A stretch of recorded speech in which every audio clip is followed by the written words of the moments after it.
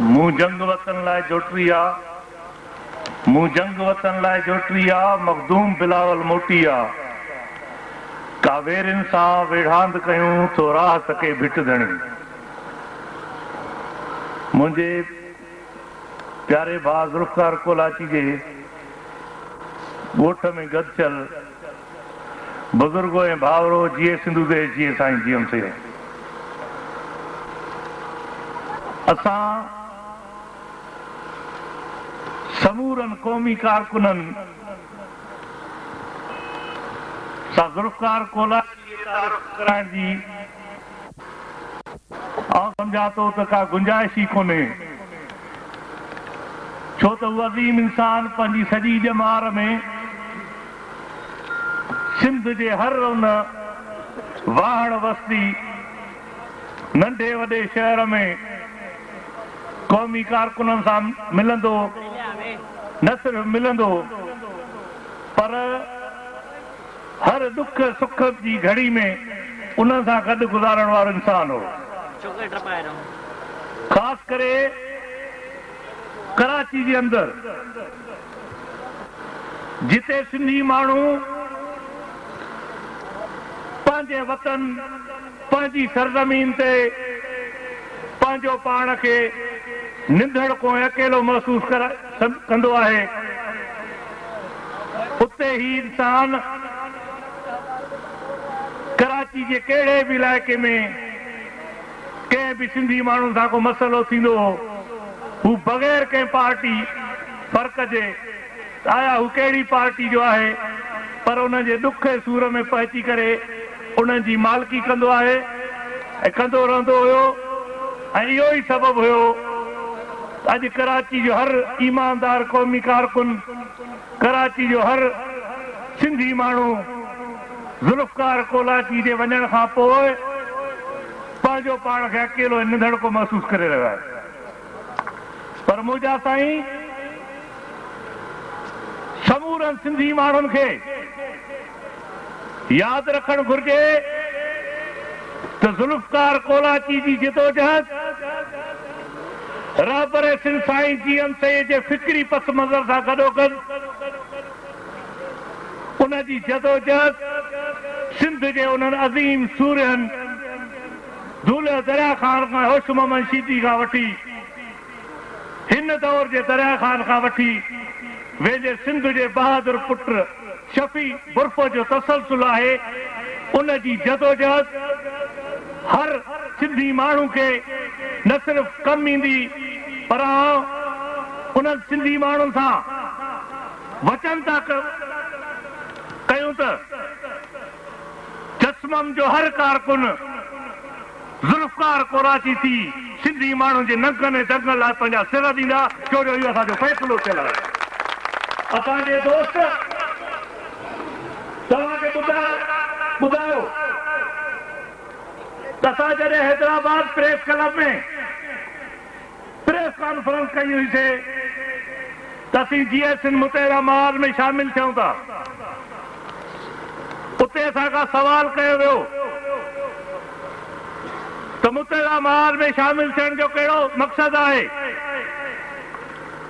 असां उते चयोसीं त जिन दोस्तनि सां गॾु हुयासीं उहे बि सिर जा साईं, उन्हनि सां के बि इख़्तिलाफ़ कोन्हनि, पर GS मुतहिदा महाज में शामिल थियण जो मक़सदु इज़त भरियो मौत घुरण लाइ GS मुतहिदा महाज में शामिल थियूं था। ऐं समूरनि दोस्तनि में ज़ुल्फ़िकार कोलाची सभिनि खां गोए खणी वियो ऐं उहे समूरा क़ौमी कारकुन यकीन ॼाणो अॼु बि कतारूं ठाहियूं बीठा आहिनि, इज़त जो मौत शल मूंखे नसीब थिए। इहा GS मुतहिदा महाज जे क़यादत ऐं GS मुतहिदा महाज जे कारकुन जो अज़म आहे। छो त सियासत तमामु घणी थिए थी, सियासत सिंध जे हर नंढे वॾे शहर में थिए थी, पर सियासत खे बेईमानी ऐं ठगी जे करे उनखे एतिरो त कमज़ोर कयो वियो आहे जो हर सिंध जो माण्हू जेकॾहिं कंहिंसां हिक ॿिए सां ठगी थो करे त चवे थो तूं मूंसां सियासत थो करी। अहिड़े दौर में जीअं सिंध मुत्तहिदा महाल जो चेयरमैन शफ़ी मोहम्मद मुर्फत हुयो, जंहिं चयो त सियासत ठगी जो नालो न आहे।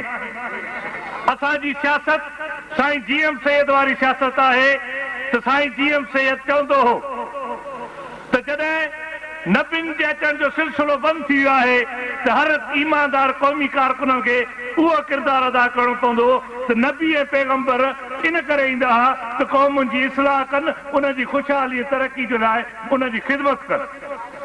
ऐं असांखे समूरनि क़ौमी कारकुननि खे साईं जीएम सैयद जी सुन्नत ते अमल कंदे ईमानदारी सां पंहिंजी क़ौम जी ख़िदमत करणी आहे।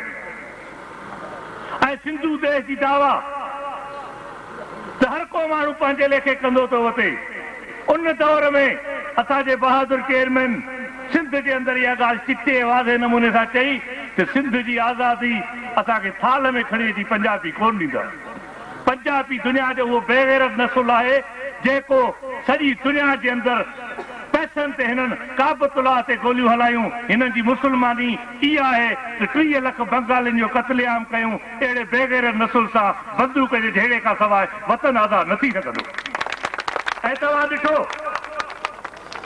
इहो ई सबबु आहे त अॼु असांजो बहादुर चेयरमैन ते किरोड़े रुपया इनाम रखी हुनखे रुपोश कयो वियो आहे त जीअं हू सिंध जे अंदरि खुलेआम राब्तो न करे सघे ऐं सिंधी माण्हुनि खां हुनखे ईअं कटे छॾियऊं जीअं माज़ी में साईं जीएम सैयद खे सन में कैद करे सिंधी माण्हुनि खां अलॻि करण जी कोशिशि कई।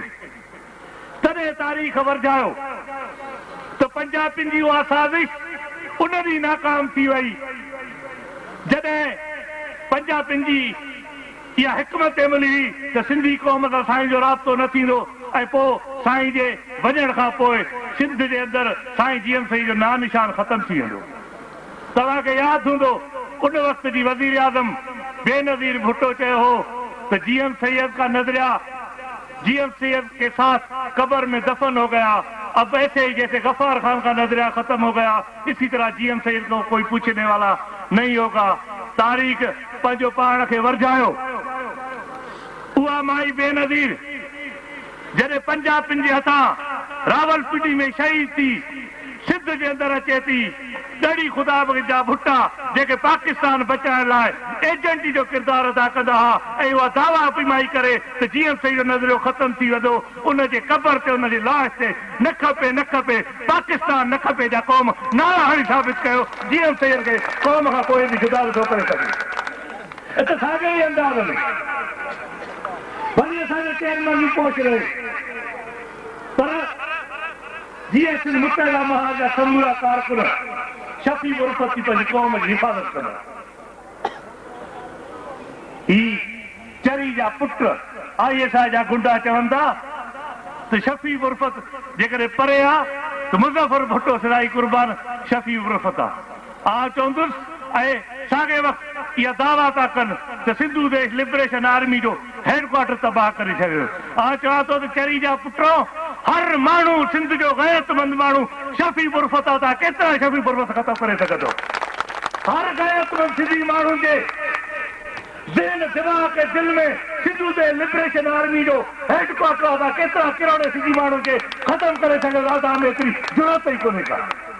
असीं दावा सां था चऊं असांजो दोस्त ज़ुल्फ़कार कोलाची जॾहिं बि अख़बार में पढ़ंदो हो त बलोचिस्तान जे अंदरि क़ौमी वज़ाहमत वेड़ वधंदी थी वञे त हुनजी दिलि तड़पंदी हुई ऐं उहो हमेशह समूरनि दोस्तनि सां इन ते वेही सख़्तु एहतिजाजनि अंदाज़ में चवंदो हो त सिंध जे अंदरि बि पंजा लाश वञनि ऐं सिंध जे अंदरि बि क़ौमी मज़ाहमत एतिरी थी अचे जो असां पंहिंजे बलोचिस्तान खां बि गोए खणी वञूं। ऐं तारीख़ इन ॻाल्हि खे साबित कयो। दरिया ख़ान जी कारवायुनि खे लिकाइण लाइ रियासत समूरनि मीडिया जे ज़रियनि खे रोकींदी रही त हिनखे मीडिया में न ॾियो।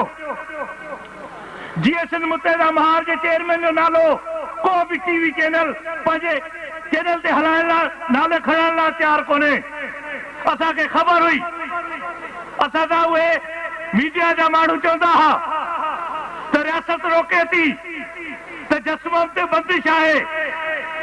असीं चवंदा हुआसीं त उन्हनि खे चओ त जेकॾहिं तव्हां में ज़रूरत आहे त उहो बाक़ाइदगी सां ऐलान कनि त जीअं मुतहिदा महाल ते बंदिश आहे त असां उन्हनि खे मुंहुं तोड़ जवाबु ॾींदासीं।